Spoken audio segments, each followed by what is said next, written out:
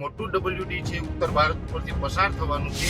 Back to back WD એટલે કે western disturbance પસાર થઈ રહ્યા છે. પહેલી અને બીજી માર્ચે રાજ્યના અનેક વિસ્તારોની અંદર માવઠાના ઝાપટા પડે તેવી શક્યતાઓ છે.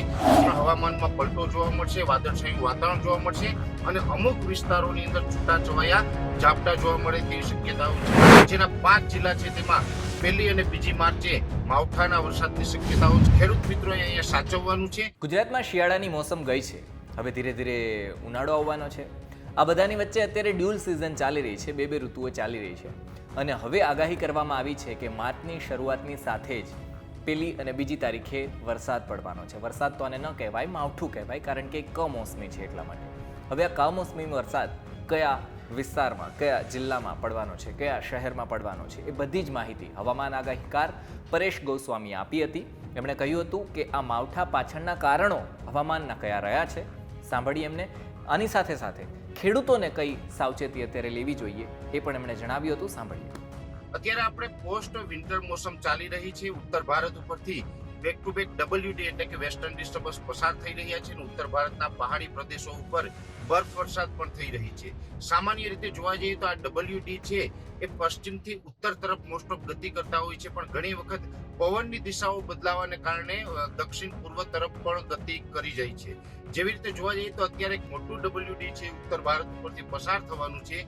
આ સાથે પવનની દિશા છે એ ઉત્તર પૂર્વની હતી એમાંથી બદલાય અને અત્યારે ઉત્તર પશ્ચિમ અને ઘણી જગ્યાએ પશ્ચિમના પવનો થઈ રહ્યા છે, જેને કારણે આવનારા 2 દિવસ સુધી, જેમાં પહેલી અને બીજી માર્ચે રાજ્યના અનેક વિસ્તારોની અંદર માવઠાના ઝાપટા પડે તેવી શક્યતાઓ છે. જેમાં ખાસ કરીને ઉત્તર ગુજરાતનું સાબરકાંઠા, બનાસકાંઠા, પાટણ અને મહેસાણા આ 4 જિલ્લાની અંદર પહેલી અને બીજી માર્ચે માવઠાના વરસાદની શક્યતાઓ છે. એ સાથે કચ્છ જિલ્લો છે એ સમગ્ર કચ્છ જિલ્લાની અંદર પહેલી અને બીજી તારીખે માવઠાના ઝાપટા પડે તેવી શક્યતાઓ છે.